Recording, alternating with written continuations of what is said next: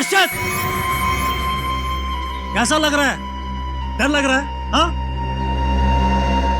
छोड़ दो मुझे। क्या बिगाड़ा है मैंने तुम्हारा? छोड़ दो मुझे। क्या बिगाड़ा है? हाँ? इतनी जल्दी भूल गया तू? याद कर 6 साल पहले की वो शाम, जब उस जुर्म के लिए तूने मुझे जेल भिजवाया था।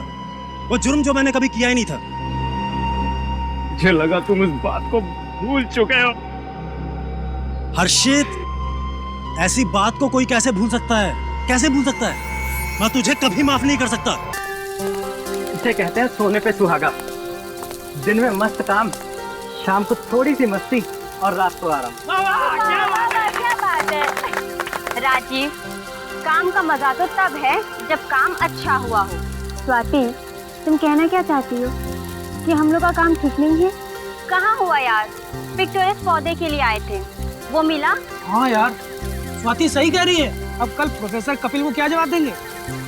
अरे कह देंगे ना कि जहाँ तक आपने कहा था हम लोग गए थे, लेकिन पिक्टोरियस पौधा मिला ही नहीं। अरे ऐसे कैसे कह देंगे? अरे जो भी कहना है कल कहना है, ठीक है ना? तो कल कह देंगे। अब आप सब लोगों से तान्या कुछ कहना चाहते हैं। तान्या! ओए छुपी रुस्तम, क्या छिपा बैठा है? कहीं तुम्हारे पेरेंट्स शादी के लिए राजी तो नहीं हो गए? हाँ यार, क्या करते? अरे वाह, क्या बात है।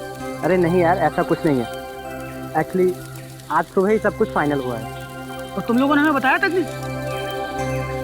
कब है शादी? अगले महीने 23 तारीख को। और हाँ, तुम सबको आना है। अरे तुम नहीं भी बुलाओगे तब भी हम लोग पहुंचेंगे, है ना? खुशी का माहौल है, चले संगीत की तैयारी शुरू करते हैं। अंताक्षरी खेलते हैं। एक काम करते हैं, तुम लोग खेलो, तब तक मैं और राजीव थोड़ा घूम के आते हैं। अरे वाह, क्या बात है। अब होने वाले पति पत्नी को थोड़ा सा वक्त अकेले बिताने दो।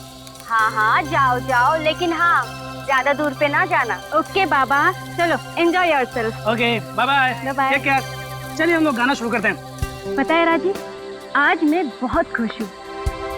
मैं भी, जिससे चाहता हूँ उसी से शादी होगी। और पता है, इसका क्रेडिट ऋषभ और स्वाति को जाता है। हाँ, उन दोनों ने कितने पापड़ बेले हैं हमारे पेरेंट्स को मनाने के लिए। ओ,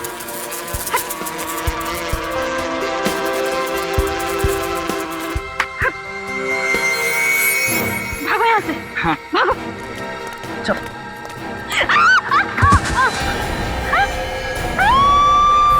अरे ये तो ताने की सीखने की आवाज है। क्या हुआ? लाश। लाश।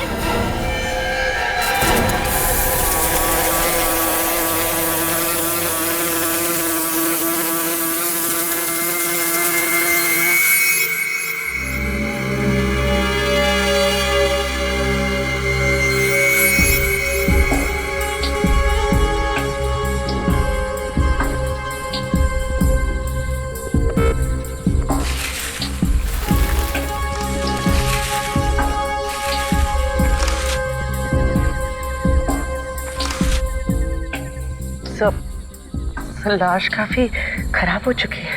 लगता है काफी टाइम हो गया लाश को यहाँ पे गाड़े हुए। हीरो ने भी काफी खा लिया है। लेकिन लाश को ऐसे क्यों गाड़ा? आधी लाश जमीन के अंदर और आधी जमीन से ऊपर। नहीं, गाड़ा तो पूरा ही होगा। शायद जानवरों ने लाश को बाहर खींच लिया है। खोदने के लिए ना।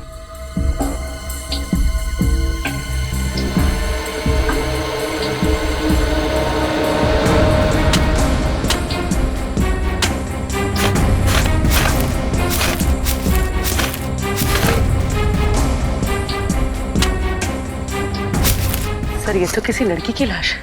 हाथ में चूड़ी और गले में मंगलसूत्र है। ये बात पक्की है, चोरी के लिए खून नहीं किया गया है। चेक करो, देखो कुछ और दिखता है क्या।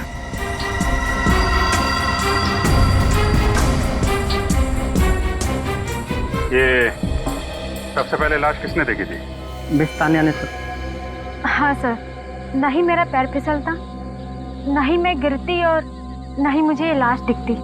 हम दोनों टहल रहे थे सर, कि अचानक से बहुत सारे ब्लोफ्लाइज हमारे ऊपर आ गए और हम जानते हैं कि ब्लोफ्लाइज सिर्फ लाश पर ही मंडराते हैं। तो इसलिए हम घबरा के भागने लगे तो अचानक से ताना के पैर फिसलने पर वो एकदम से लाश के ऊपर जा गिरी।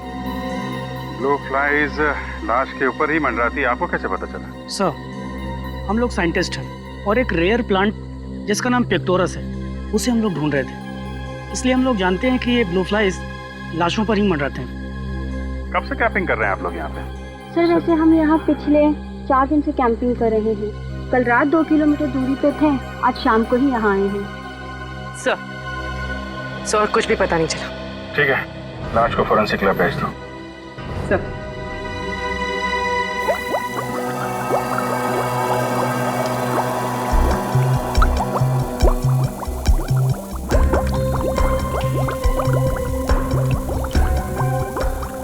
आसान कैसी हुई इसकी मौत? मौत गोली लगने से हुई है बस। ये देखो, ये देखो, इसकी खोपड़ी पर पीछे की तरफ गोली मारी है और गोली बहुत नजदीक से मारी है, जिसकी वजह से इसका सामने का आधा चेहरा भी गायब हो गया। बस गोली मार के ले जाके गाड़ दिया इस बेचारी को जंगल में। मतलब इसकी मौत गोली लगने से ही हुई है? हाँ, शरीर के और कोई सिम्टम्स है नहीं बा, ना तो जहर के कोई ट्रेसेस हैं, ना ही चोट का कोई और निशान है। वैसे इसकी उम्र क्या होगी? बॉस, इसकी हड्डियों का केमिकल एनालिसिस तो बता रहा है कि इसकी उम्र 28 से 30 साल के बीच में होगी। तारीख बना रही है इसका चेहरा, उससे पता चल जाएगा कि मरने से पहले ये कैसी दिखती थी। और इसकी मौत कब हुई होगी? बॉस, लाश को देख के तो लगता नहीं कि इसको मरे हुए ज्यादा दिन हुए होंगे। ज्यादा दिन नहीं हुए होंगे? तो फिर इतनी बॉडी सड़ कैसे गई? बस क्योंकि इस औरत की लाश जंगल में थी, इसलिए मैगेट्स, ये कीड़े जल्दी पैदा हो गए और इन्होंने अपना असर इसके शरीर पे जल्दी कर दिया। लेकिन थोड़ा वक्त दो, ये कीड़े खुद बताएंगे कि आखिर इसकी मौत हुई कब थी। कीड़े? सालू के साथ कीड़ों से कैसे पता चलेगा? सब पता चल जाएगा पेड़ी। सर हाँ तारिका,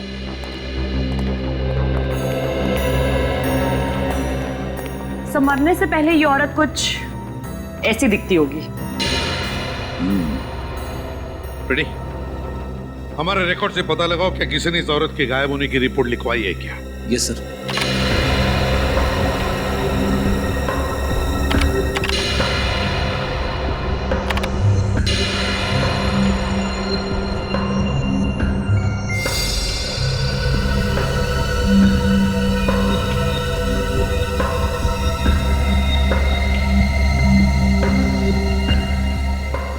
सचिन, ये तो अच्छा हो साइंटिस्ट लोग जंगल में कैंपिंग कर रहे थे, नहीं तो लाश वहीं पर पड़े पड़े सड़ जाती और किसी को पता भी नहीं चलता। हाँ सर, ये बात तो है सर। हाँ श्रेया, कुछ पता चला? हाँ सर, पिछले 6 महीनों में 15 औरतों के लापता होने की रिपोर्ट दर्ज कराई गई है। और सर, इनमें से ये औरत का चेहरा सालू के सांप के बने हुए चेहरे से मिलता जुलता है। हाँ, लगता तो बिल्कुल वैसा ही है। और कोई सबूत मिला है? Yes sir. सर, लाश के गले में ये जो हार मिला था, बिल्कुल ऐसा ही हार इस औरत के गले में भी है। हाँ, हार भी वैसा ही है। रिकॉर्ड के मुताबिक इस औरत का नाम निशा है, उम्र 28 साल। निशा? सर, सालुंके साहब भी यही कह रहे थे कि उस औरत की उम्र तकरीबन 28 से 30 के आसपास होगी। इसके गायब होने की रिपोर्ट किसने दर्ज करवाई? उसके पति हर्षित ने। पत्नी ने? हर्षित? और सर, ये कंप्लेंट उसने सिर्फ 4 दिन पहले ही दर्ज करवाई है। सिर्फ 4 दिन पहले? सिर्फ 4 दिन पहले? उस औरत का चेहरा देखकर तो लगता है कि उसकी मौत कम से कम 10-12 दिन पहले हुई है। वही तो समझ में नहीं आ रहा है सर, निशा के पति ने उसके गायब होने की कंप्लेंट इतनी लेट क्यों लिखवाई? ये तो अब निशा का पति हर्षित ही बताएगा।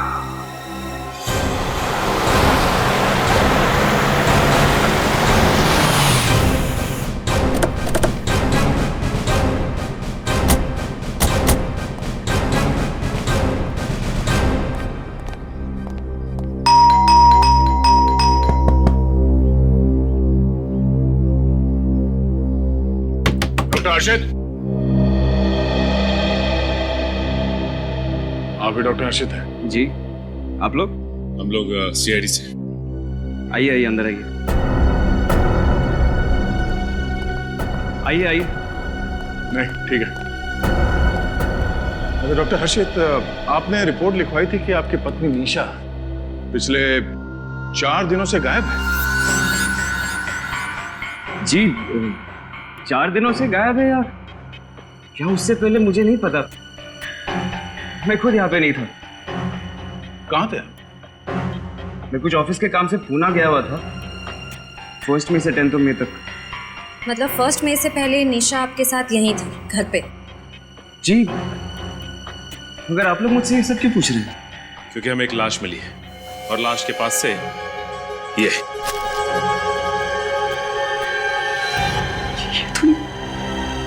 ये तो निशा का है।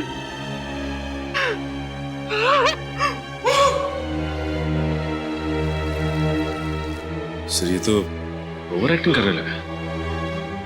करने दो सचिन, बड़े बड़े एक्टरों को देखा है हमने, करने दो।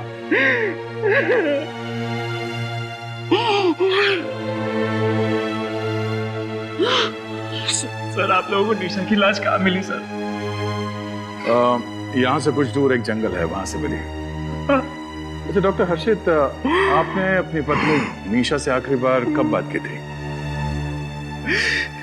सर जिस दिन मैं पूना के लिए निकला था उसी दिन बात हुई थी सर। उसके बाद मेरी बात नहीं हुई उससे। यू को यहाँ मुंबई में अकेला छोड़ दिया और बात करने की कोशिश तक नहीं की आपने? हाँ? कोशिश की थी सर मैंने, लेकिन उसका मोबाइल खराब था सर। अगर उसका मोबाइल खराब था तो लैंडलाइन पे फोन कर लेते। सर लैंडलाइन भी खराब था सर। क्या बात है, मोबाइल भी खराब, लैंडलाइन भी खराब। बड़ा अजीब इत्तेफाक है, दोनों के दोनों फोन खराब से। ये सब तो एक बहाने हैं डॉक्टर हर्षित। अगर आप चाहते तो किसी तरह से अपनी बीवी से कांटेक्ट करने की कोशिश कर सकते थे। हाँ? सर मैंने कोशिश की थी सर। हमारे नेबर मिसेस डिसूजा को भी बोला था कि चेक करने के लिए सर, लेकिन जब वो यहाँ आए तो निशा ने दरवाजा नहीं खोला सर। और हमारे पास कोई दूसरी चाबी भी नहीं है कि किसी को दे। और सर किसी के पास चाबी नहीं है सर हमारे घर की। हर्षित, हर्षित। हेलो सर, ये तेरा फोन। ठीक, ये कौन है? सर मैं, ये मेरा बचपन का दोस्त अनुराग, इसी को दिया था मैंने फोन रिपेयर करने के लिए। पर तू रो क्यों रहा है? सब ठीक तो है? क्या हुआ? निशा। क्या हुआ निशा को? निशा अब इस दुनिया में नहीं रही। क्या? कब? कैसे? उसी बात की तहकीकात चल रही है। अब तो आपको यकीन हो गया ना सर, मैं झूठ नहीं बोल रहा था। डॉक्टर हर्षित, सच और झूठ का तो पता चल ही जाएगा। फिलहाल जब तक इन्वेस्टिगेशन पूरी नहीं हो जाती आप शहर छोड़ के बाहर नहीं जा सकते हैं। श्रेया, निशा के सारे दोस्तों की जानकारी निकालो और उन सबको ब्यूरो बुलाओ। तुम सब निशा के करीबी दोस्त हो, है ना? तो क्या तुम में से कोई जानता है कि निशा की किसी के साथ कोई दुश्मनी थी या फिर कोई निशा से नफरत करता था? निशा बहुत शांत और मिलनसार स्वभाव की लड़की थी। सबकी मदद करती थी। उसका कोई दुश्मन कैसे हो सकता है? आप पिछले कई सालों से निशा को जानते हैं। उसका आज तक कभी किसी से कोई झगड़ा नहीं हुआ था। यहाँ तक कि वो कभी किसी पर गुस्सा भी नहीं करती थी, बुरा भला नहीं बोलती थी। बल्कि जब भी हम लोगों के बीच झगड़े होते थे तो सुलह वही कराती थी। हमें बहुत शौक लगा सर। हमें समझ नहीं आ रहा कि कोई भला निशा का खून कैसे कर सकता है। निशा का पति हर्षित वो तो 1 मई से लेकर 10 मई तक का बाहर गांव गया था, मगर तुम लोग तो यहीं पर थे ना। तो क्या तुम में से किसी ने निशा के साथ बात की या फिर उसे मिलने की कोशिश की थी? क्या हुआ? है? तुम लोग चुप क्यों हो? तुम लोग निशा से मिले थे या नहीं? उससे बात की या नहीं? नहीं सर, निशा से बात किए बहुत टाइम हो गया। हम सब तो 15 दिनों के लिए राजस्थान घूमने गए थे। हाँ सर, ये 1 महीने पहले की बात है। अब मैंने उसे उस टाइम में फ़ोन करके पूछा भी कि अगर तुम हमारे साथ आना चाहती हो तो, लेकिन उसने मना कर दिया सर। और हमारे वापस आने के बाद मेरी उससे कोई बातचीत नहीं हुई सर। क्यों नहीं बात की हैं? 1 महीना हुआ, तुम में से किसी ने भी निशा को फोन तक नहीं किया, उसकी पूछताछ नहीं की। अपने आप को उसके करीबी दोस्त कहलाते हो ना? हैं? वाह। और फिर वो है निशा का पति जिसे उसकी चिंता ही नहीं, और एक तुम निशा के सबसे करीबी दोस्त। वाह रे वाह दोस्त। सर लगता है कि निशा के परिवार वालों को निशा की चिंता थी ही नहीं, बनाई उसके दोस्तों को। नहीं सर, ऐसी कोई बात नहीं है सर। ऐसी कोई बात नहीं तो फिर और क्या बात है? अगर तुम में से किसी को भी ख्याल होता ना निशा का, तो आज बेचारी वो जिंदा होती। सर, मैं कुछ कहना चाहती हूँ। अब क्या कहना बाकी है, हैं? चलो बताओ। सर, मैं निशा से मिली थी। निशा से मिली थी? कब? 7 मई को मैं उसके घर गई थी उससे मिलने। मुझे समझ नहीं आ रहा है ये बात मुझे कहनी चाहिए भी या नहीं। मैं इसमें फंसना नहीं चाहती। और तब निशा घर पे थी? जी हाँ, बिल्कुल सही सलामत। तुम्हें पूरा यकीन है 7 मई को ही तुम मिली थी निशा से? जी हाँ। अच्छा, तो उस वक्त निशा का बर्ताव कैसे था? मेरा मतलब है क्या वो ठीक ठाक थी? कोई टेंशन वगैरह था उसे? जी हाँ, थोड़ी सी परेशान दिख रही थी, टेंशन में थी। मैंने जब उससे पूछने की कोशिश की तो उसने मुझे कुछ नहीं बताया। ठीक है, तुम लोग जा सकते हो, लेकिन जब तक हमारा इन्वेस्टिगेशन पूरा नहीं होता तुम लोग शहर छोड़कर नहीं जाओगे, समझे?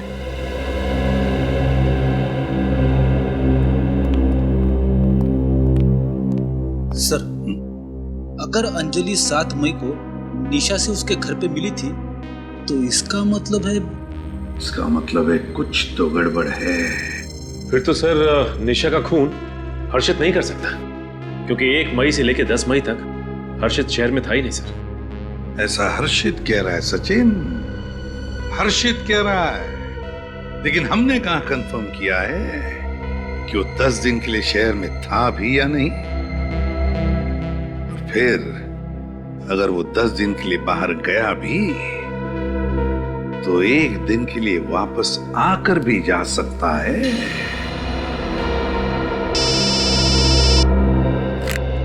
हाँ साळुंखे, बस खुली हुई लाश पर ये ब्लो फ्लाइज, जिसे साधारण तौर पर मक्खी कहते हैं, 10 मिनट के अंदर अंदर पहुंच जाती है। और लाश पर पहुंचने के कुछ ही देर में ये ब्लो फ्लाइज अंडे देना शुरू कर देती है। एक ब्लो फ्लाई एक साथ 250 से 300 अंडे दे सकती है। और फिर 10 से 12 घंटों के अंदर अंदर ये अंडे फूटने लगते हैं और इसमें से 2 मिलीमीटर लंबा लार्वा निकलता है। और फिर ये लार्वा लाश के मांस को खाता खाता बड़ा होकर के 8 से 10 दिन के अंदर एक प्यूपा बन जाता है। और फिर 3 से 4 दिन के अंदर अंदर इस प्यूपा में से निकलती है पूरी एडल्ट ब्लो फ्लाई। और ये ब्लो फ्लाई अपने अगले शिकार के लिए उड़ जाती है। बॉस, अंडे से लेकर के लार्वा होते हुए पूरी मक्खी बनने की इस पूरी साइकिल को कम से कम 13 दिन लगते हैं। और बॉस, मुझे इस लाश पर से एक ब्लो फ्लाई मिली और इसे स्टडी करने के बाद मैं दावे के साथ कह सकता हूं बॉस कि इसकी मौत कम से कम 13 दिन पहले हुई है। इसकी मौत कम से कम 13 दिन पहले हुई है? लेकिन सर, अंजलि तो कह रही थी कि वो 7 तारीख को निशा से मिली थी। हाँ, ये अंजलि झूठ बोल रही है हमसे, झूठ बोल रही है।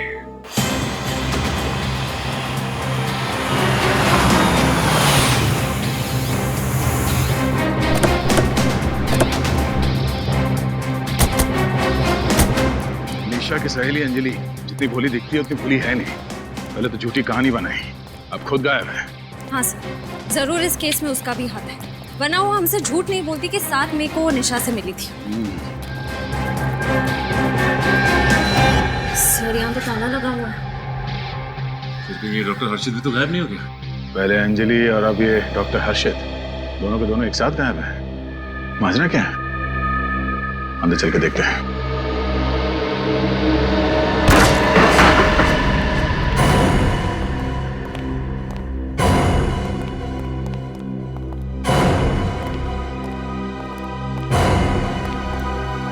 घर का कोना कोना छान मारो।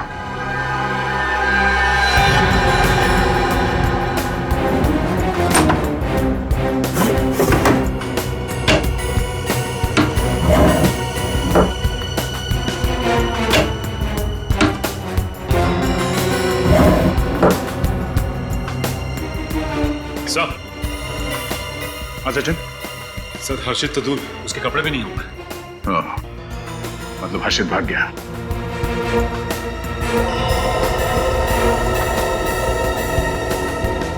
सर, हर्षित, ये देखिए, लगता है खून का निशान है। श्रेया, ये खून है या नहीं इसे कंफर्म करना पड़ेगा। जरा गाड़ी से ट्रेन लेना। सर कहीं इस हर्षित और अंजलि के बीच में कोई रिलेशन तो नहीं? हो सकता है सचिन।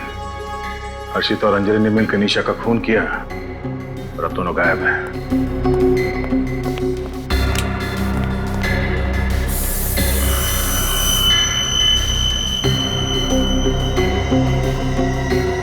सर ये तो खून ही है। सर इसका मतलब डॉक्टर हर्षित ने निशा का खून इस घर में ही किया है। अगर डॉक्टर हर्षित ने निशा का खून यहाँ इस घर में किया तो उसकी लाश वहां जंगल कैसे ले गया होगा? गाड़ी से? और सर डॉक्टर हर्षित की गाड़ी तो बाहर ही खड़ी। चलो देखते हैं। ये लो, डॉक्टर हर्षित हड़बड़ी में घर से तो भाग गया और अपनी गाड़ी लेकर नहीं गया। सर हो सकता है जल्दबाजी में वो टैक्सी में चला गया या फिर अंजलि की गाड़ी में भाग गया। ये भी तो हो सकता है कि वो अच्छी तरह से जानता था कि अगर वो अपनी गाड़ी लेकर जाएगा तो गाड़ी आसानी से ट्रेस कर ली जाएगी।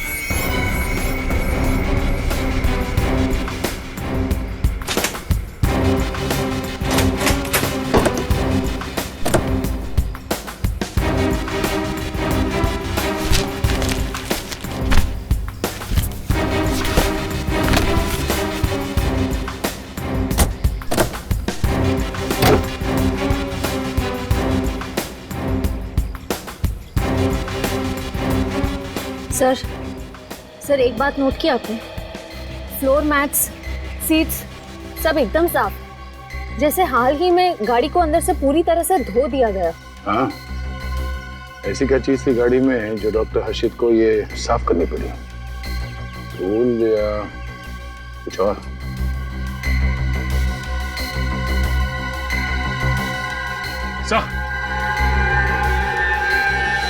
हाँ सर, ये देखिए, यहाँ पे भी खून लगा हुआ है। डिक्की के अंदर खून के निशान। एक बात तो पक्की हो गई कि डॉक्टर हर्षित ने अपनी बीवी निशा को घर के अंदर मारा और फिर उसकी लाश को गाड़ी के डिक्की में डाल के जंगल में ले जाके फेंक दिया। एक काम करते हैं, आस पड़ोस के लोगों से पूछताछ करते हैं, किसी ने कुछ तो देखा होगा। मैंने कुछ नहीं देखा। अरे मैं अभी अभी तो अपने बेटी के घर से आई हूँ। बेटी के घर थी मैं, और मैं नहीं जानती ये हर्षित कहाँ है। माँ जी, आप अपने बेटी के घर कितने दिनों तक थी? ये लो, पहले मेरी सास थी मुझसे ये सब पूछने के लिए, और उसके बाद मेरा पति, और अब ये सीआईडी हमसे हिसाब मांगेगी। हम कहाँ थे, कितने दिन के लिए थे? अरे मेरी बेटी है और मेरी मर्जी है, मैं चाहे जितने दिन चाहूं अपनी बेटी के यहाँ रह सकती हूँ। तुम होते कौन हो मुझसे ये सब पूछने वाले? माँ जी आप तो बुरा मान गई, हमारा ये मतलब नहीं था। अरे मैं तो अपनी बेटी के यहाँ 4 दिनों के लिए गई थी। अरे उसके बच्चों की परीक्षा थी ना, तो थोड़ी मदद करने। अब ये तो बहुत अच्छी बात है माँ जी। हाँ, अब आई हूं ना, तब से बस अपना सामान अनपैकिंग और घर के काम में ही लगी हुई हूँ। कोई नहीं है मेरे यहाँ ऐसा जो मेरी मदद करेगा। माफ करो भाई, मैंने किसी को नहीं देखा। मैं कुछ नहीं जानती हर्षित कहाँ है, क्या कर रहा है। जाओ यहाँ से। ठीक है। सुनो,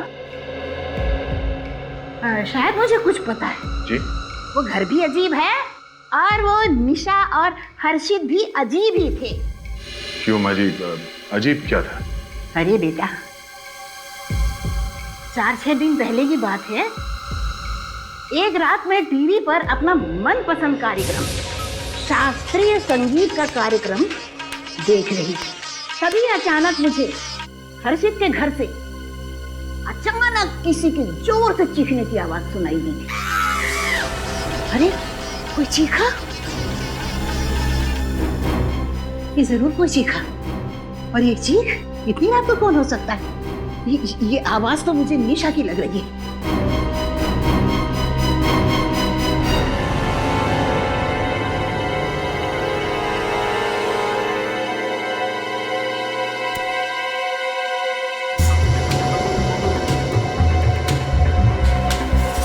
अरे, इनके घर की तो सारी लाइट्स बंद है और मैंने चीखने की आवाज तो यहीं से सुनी थी और आवाज भी निशा की लग रही थी।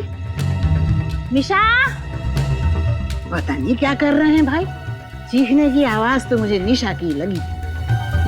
पता करती हूँ भाई, दरवाजा खटखटाती हूँ।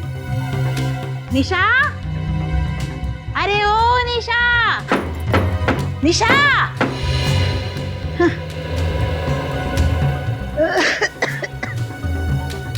अरे लगता है सब सोच आ गए होंगे या फिर कोई डरावना भूत प्रेत का सीरियल देख रहे होंगे।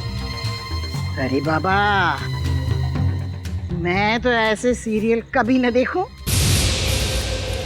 सर, ये औरत तो बड़े यकीन के साथ कह रही थी कि 6 दिन पहले रात में जो उसने चीखने की आवाज सुनी वो निशा की थी, और चीख सुनने के 20-25 मिनट बाद उन्होंने किसी गाड़ी की आवाज सुनी। इसका मतलब है कि डॉक्टर हर्षित ने लाश को अपनी गाड़ी में डाला और ले आके जंगल में फेंक दिया। ये सब मुमकिन है, मगर डॉक्टर सालुंके के हिसाब से निशा की मौत 12 दिन पहले हुई थी और इस औरत ने निशा को 6 दिन पहले 6 मई को उसके चीखने की आवाज सुनी। ये कैसे हो सकता है? डॉक्टर सालुंके भी गलत तो नहीं हो सकते।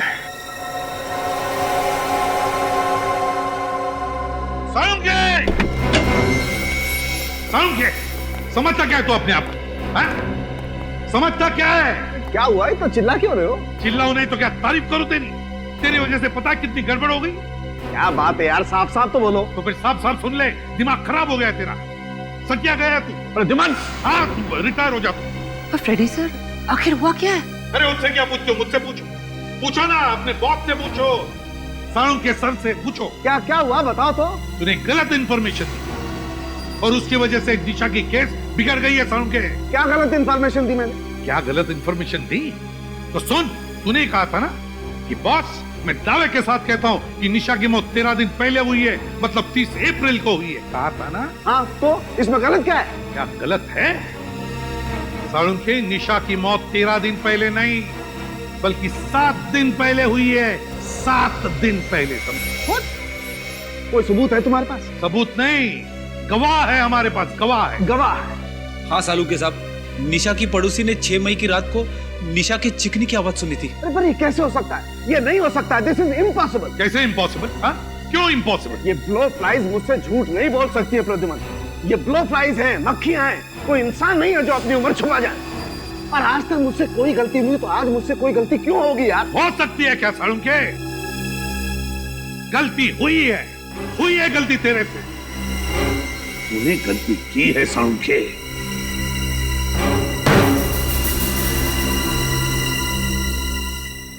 जी कहिए। क्या 1 मई से 10 मई तक डॉक्टर हर्षित आपके होटल में ठहरे हुए थे? क्या नाम बताया आपने? डॉक्टर हर्षित। हाँ सर, 1 मई से 10 मई तक डॉक्टर हर्षित इसी होटल में ठहरे थे। यही है?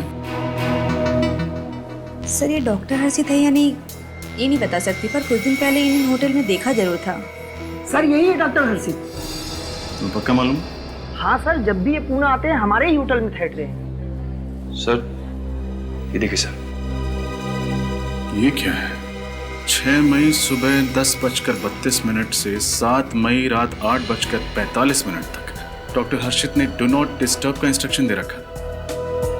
लेकिन 2 दिन तक डॉक्टर हर्षित अपने कमरे में कर क्या रहे थे? सर अपने कमरे में तो क्या, होटल में भी नहीं थे।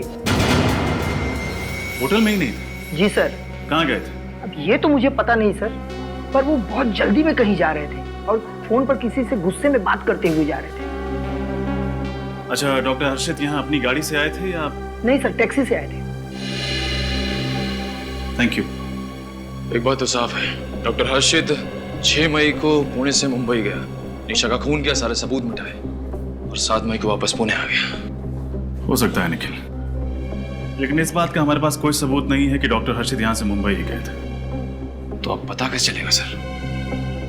वो अपनी गाड़ी तो लाए नहीं थे, तो जहां भी गए होंगे टैक्सी से ही गए होंगे। एक काम करते हैं, टैक्सी स्टैंड से चल के पता लगाते हैं।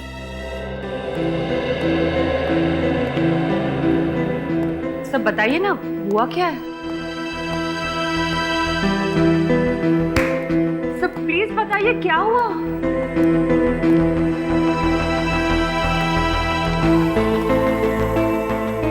सब गड़बड़ हो गया तारिका। वो प्रतिमन सही था, मैं गलत था। क्या? ये मैगट्स गलत थे। क्या कह रहे हैं आप सर?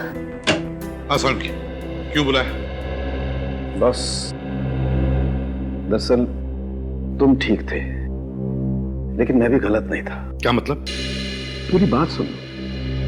बॉस, मैं जिन कीड़ों को टेस्ट कर रहा था वो कीड़े नकली थे। क्या मैगट्स नकली थे? हाँ। ये कैसे हो सकता है? बॉस सालुंकी, ये कैसे हो सकता है? हाँ? तूने ही तो कहा था ना कि ये मक्खियां इंसानों की तरह अपनी उम्र झूठी नहीं बता सकती। फिर ये कैसे हुआ? बॉस, ये मक्खियां अभी भी झूठ नहीं बोल रही। फिर वही बात सुन लो। ये कीड़े हैं तो 13 दिन पुराने, लेकिन ये निशा की लाश के नहीं है। क्या? निशा की लाश के नहीं है? नहीं। तो फिर किसके? ये कीड़े किसी और के हैं। बॉस, किसी और लाश पर से किसी ने कीड़े उठाकर निशा की लाश पर लाकर के रख दिए। सर इसका मतलब उसकी मौत 6 मई को ही हुई थी, उस गवाह के मुताबिक 7 दिन पहले। हाँ बॉस। तो ये बात है, इसीलिए वो 7 दिन का फर्क मौत में है। मतलब कोई चाहता था कि हमें लगे कि निशा की मौत 7 दिन पहले नहीं बल्कि 13 दिन पहले हुई है। मगर सर, ऐसा काम कौन कर सकता है?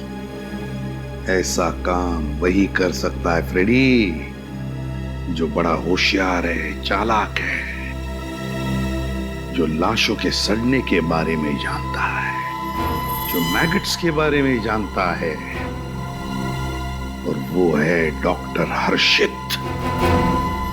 डॉक्टर हर्षित। ध्यान से देखो, शायद देखा हो। नहीं साहब, नहीं देखा। नहीं देखा? भाई साहब, ये आदमी आपकी टैक्सी में बैठा था क्या? हाँ साहब, कुछ दिन पहले ये साहब हमारी टैक्सी में सफर किए थे। बहुत जल्दी में थे, मुझे अच्छे से याद है। इतने अच्छे से कैसे याद है तुम्हें? क्योंकि साहब वो जबरदस्ती बिना बता मेरी टैक्सी में घुस गए थे। बहुत जल्दी में थे। कहाँ लेके गए थे इन्हें? साहब महाबलेश्वर। महाबलेश्वर? हाँ साहब, बहुत गुस्से में थे और हड़बड़ाए हुए थे। बोले जल्दी से महाबलेश्वर चलो। महाबलेश्वर जाने की ऐसी क्या जल्दी थी डॉक्टर हर्षित को? साहब, अपुन को महाबलेश्वर नहीं जाना था। अपुन की गाड़ी तो पंचगनी तक जाती है, लेकिन वो बहुत जबरदस्ती की है और अपुन को एक्स्ट्रा पैसा देने का वादा किया तो अपुन राजी हो गया। सर, डॉक्टर हर्षित पुणे से मुंबई नहीं बल्कि महाबलेश्वर गए थे। अच्छा, तुम्हें याद है महाबलेश्वर में तुमने इन्हें कहाँ छोड़ा था?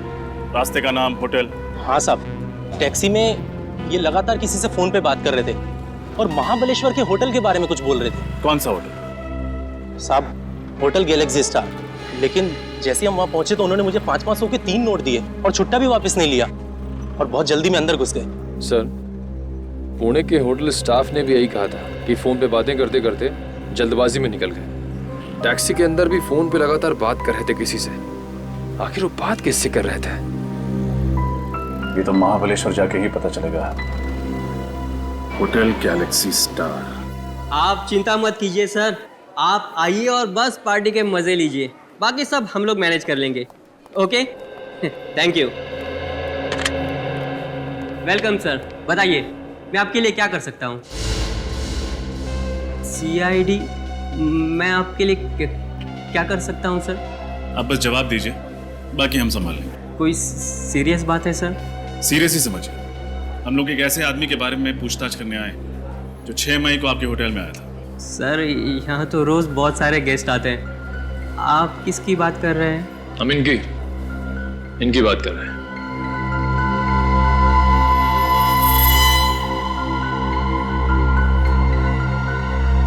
ये आदमी, ये तो वही पागल आदमी है सर। मुझे तो पहले से लगा कि ये आदमी सही नहीं है। पागल आदमी? नहीं, ये डॉक्टर है, इनका नाम हर्षित है। डॉक्टर है? पर सर उस दिन तो एकदम पागलों की तरह बर्ताव कर रहा था ये। अच्छा, ये यहाँ पे आए कब थे? सर अभी बताता हूँ।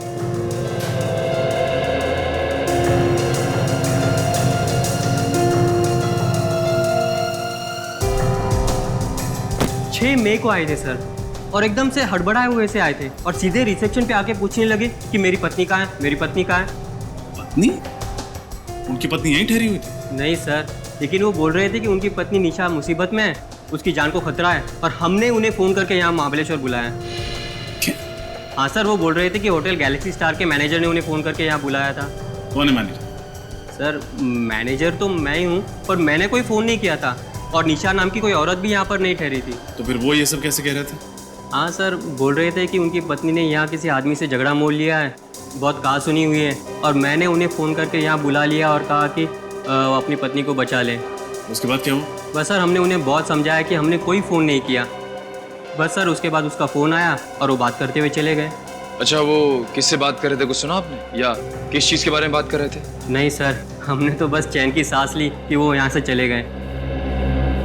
ठीक है निखिल, अगर 6 मई को डॉक्टर हर्षित यहाँ महाबलेश्वर में थे, तो फिर 6 मई को मुंबई में निशा का खून किसने किया?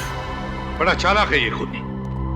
प्लानिंग करके पहले उसने निशा का खून किया और फिर खून के इल्जाम में फंसा दिया हर्षित को। हाँ सर, खूनी ने काफी मेहनत की है ये साबित करने की कि खून 10 से 12 दिन पहले हुआ है, यानी कि अप्रैल 28 से 30 के बीच। लेकिन सर खूनी ये क्यों साबित करना चाह रहा था कि निशा का खून 28 से 30 अप्रैल के बीच ही हुआ है? क्योंकि श्रेया उन दिनों में हर्षित शहर में ही था, शहर में, और खूनी चाहता था कि हम हर्षित पर शक करें। लेकिन सर हमें ये तो पता चल ही चुका है कि खून 5 से 6 दिन पहले हुआ है, लेकिन इसी दौरान खूनी ने हर्षित को पुणे से महाबलेश्वर क्यों बुलाया? क्यों? वो इसलिए सचिन कि उसने सोचा होगा कि अगर हमें पता भी चल जाए कि खून 10-12 दिन पहले नहीं बल्कि 5-6 दिन पहले हुआ है, तब भी हम शक करेंगे हर्षित पर ही। वो कैसे सर? श्रेया, खूनी ने पहले निशा का खून किया और फिर उसी दिन वो महाबलेश्वर चला गया, और फिर महाबलेश्वर से उसने फोन किया पुणे में हर्षित को और उसे बुला लिया महाबलेश्वर। और खूनी अच्छी तरह से जानता था कि हम लोग पुणे के होटल में जाकर पूछताछ जरूर करेंगे, और हमें यह पता चल जाएगा कि उसी दौरान हर्षित होटल से 1-2 दिन के लिए गायब, और हमारा शक और भी पक्का हो जाएगा। लेकिन सर खूनी घर के अंदर घुसा कैसे होगा? खिड़कियां दरवाजे सब सही सलामत था, बिल्कुल भी तोड़फोड़ नहीं की गई थी। सर ये भी तो हो सकता है कि खूनी निशा को अच्छी तरह से जानता हो और इसीलिए उसके घर में आसानी से घुसा, निशा का खून किया और उसके बाद गाड़ी की चाबी ली, लाश को गाड़ी में डाला और जंगल निकल गया। हो सकता है सर, ये भी हो सकता है कि खूनी ने गाड़ी और घर दोनों की डुप्लीकेट चाबियां बना ली। ये भी हो सकता है। इस निशा के घर के आसपास जो भी चाबी बनाने वाला है, उसे जरूर याद होगा कि किसने उससे घर की चाबी और गाड़ी की चाबी एक साथ बना के ली थी। और इस हर्षित के मोबाइल फोन रिकॉर्ड चेक करो, पता चल जाएगा किसने उसे पुणे में फोन किया था महाबलेश्वर बुलाने के लिए। इस चाबी वाले से पूछ के देखते हैं।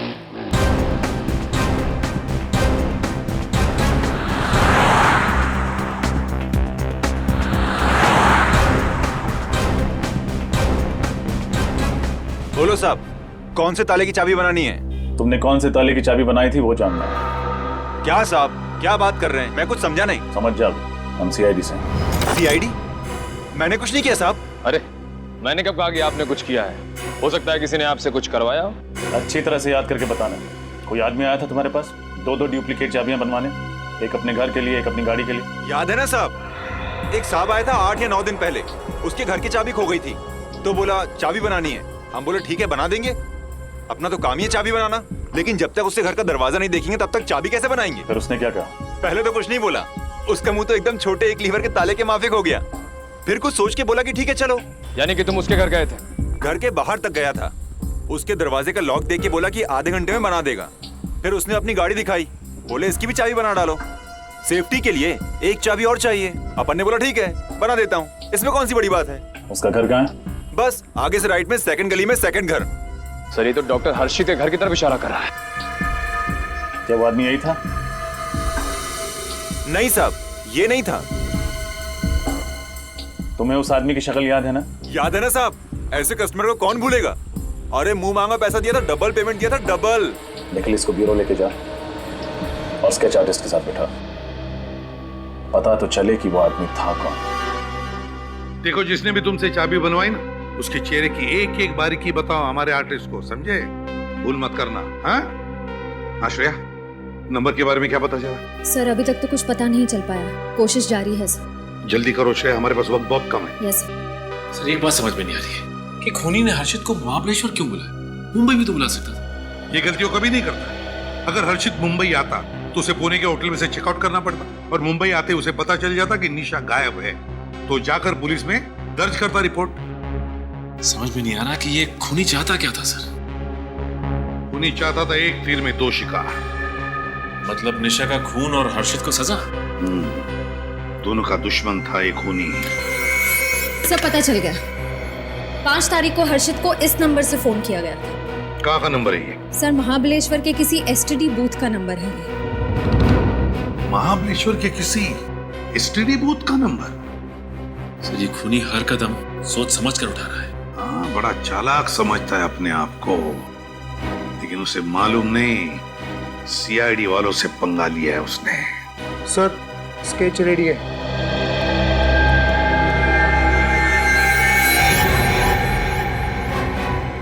यही है वो, इसी ने तुमसे चाबी बनवाई थी? हाँ साहब यही है वो, इसने अपने को डबल पैसा दिया था, इसका चारा कैसे भूल सकता हूँ मैं। सर इस आदमी को देख के यकीन ही नहीं होता कि ये वही आदमी है जिसने खून किया। हाँ, पहले निशा का खून किया और फिर अपने आप को बचाने के लिए इसने हर्षित को भी गायब कर दिया है। मार भी सकता है ये हर्षित को। इसका फोन नंबर तो है ना हमारे पास, बस फोन करो, पता लगाओ है कहां पर ये, और फिर उठाओ इसे।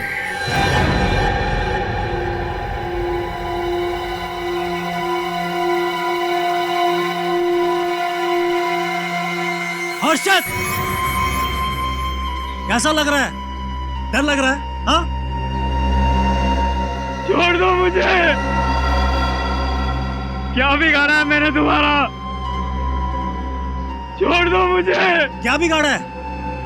हाँ? इतनी जल्दी भूल गया तू? याद कर 6 साल पहले की वो शाम, जब उस जुर्म के लिए तूने मुझे जेल भिजवाया था, वो जुर्म जो मैंने कभी किया ही नहीं था। मुझे लगा तुम इस बात को भूल चुके हो। हर्षित, ऐसी बात को कोई कैसे भूल सकता है? कैसे भूल सकता है? मैं तुझे कभी माफ नहीं कर सकता। वो 6 साल जेल में मैंने कैसे काटे हैं मुझे पता है। वो पल पल की घुटन मैंने सही है, तेरी सजा मैंने काटी है। वो तू कह रहा माफ कर दूं? नहीं, बिल्कुल नहीं। तुझे तेरे किए की सजा जरूर मिलेगी, और वो सजा मैं दूंगा तुझे। मैं। क्या करोगे तुम? इतनी जल्दी क्यों है? हाँ, अभी बताता हूं।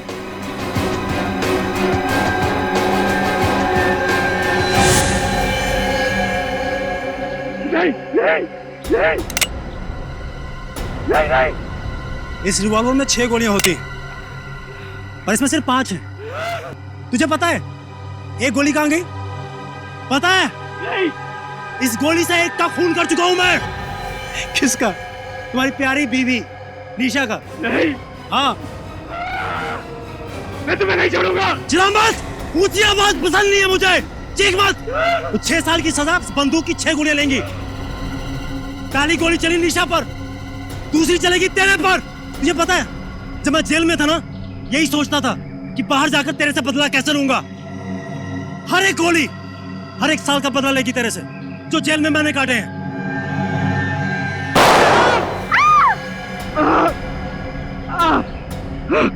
दर्द हुआ? हाँ? रोना आ रहा है? बहुत रोना आ रहा है? मुझे भी आया था। कर दो मुझे, माफ कर दो मुझे। मैं तुझे माफ नहीं कर सकता हर्षित, नहीं कर सकता। तेरी वजह से मेरी मंगेतर ने सगाई तोड़ दी, फिर मेरा संसार कभी नहीं बन पाया। लेकिन तू तो डॉक्टर बन गया ना, शादी कर ली, संसार बना लिया। मेरा क्या? मेरी पूरी जिंदगी, मेरा करियर बर्बाद हो गया। जिंदगी भर के लिए मेरे पे ठप्पा लग गया है, एक खूनी का, एक क्रिमिनल का। और तू कह रहा माफ कर दूं तेरे को?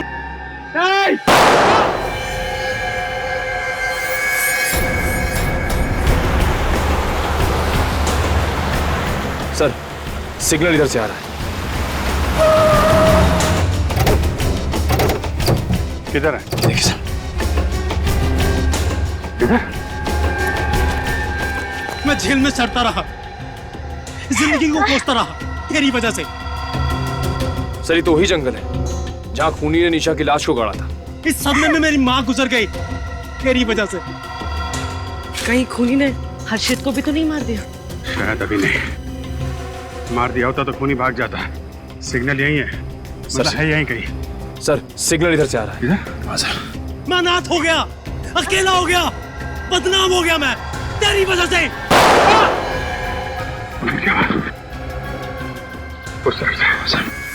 मैं टूट गया, मैं बिखर गया। मुझे उन 6 सालों का हिसाब चाहिए। तुम बचोगे नहीं अनुराग, ये तुम्हें पकड़ ही लेगी। फांसी होगी तुम्हें, फांसी। सर सिग्नल सबसे आ रहा है सर। फांसी तो होगी, इससे पहले मैं तुझे फांसी दूंगा। नहीं, नहीं।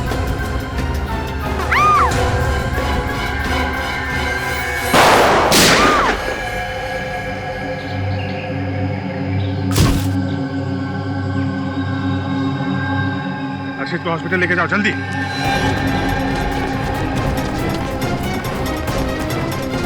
कुछ नहीं होगा आपको।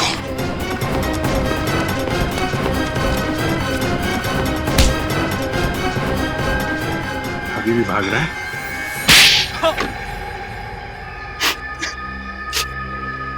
कॉलेज में मैं हर्षित और निशा का दोस्त था। हॉस्टल में हर्षित के हाथों एक लड़के का खून हो गया। उसने उस जुर्म में मुझे फंसा दिया। उस झूठे खून के इल्जाम में मुझे 6 साल जेल में काटने पड़े। जेल से निकलने के बाद हर्षित से झूठी दोस्ती का नाटक किया तुमने। ये तेरा फोन। ये कौन है? ये मेरा बचपन का दोस्त अनुराग। मैं बदला लेना चाहता था, जैसा उसने मुझे झूठे इल्जाम में फंसाया था, मैं भी उसे फंसाना चाहता था। निशा का खून करके? निशा के घर की डुप्लीकेट चाबियां मैंने बनाई, और जब निशा अकेली थी मैंने उसका खून कर डाला। मैंने उसके घर का फोन और मोबाइल खराब कर डाला ताकि वो हर्षित से बात ना कर सके। मैंने जानबूझकर उसके खून के छींटे जगह जगह छोड़ दिए ताकि सीआईडी को लगे कि हर्षित सबूत मिटाने की कोशिश कर रहा था, ताकि वो जेल जा सके उस जुर्म के लिए जो उसने कभी किया ही नहीं था। लेकिन अंजलि को क्यों अगवा किया तुमने? क्योंकि ये हर्षित की मदद कर रही थी, उसे बचाने की कोशिश कर रही थी। इस लड़की की वजह से मेरा बना बनाया प्लान बर्बाद हो जाता।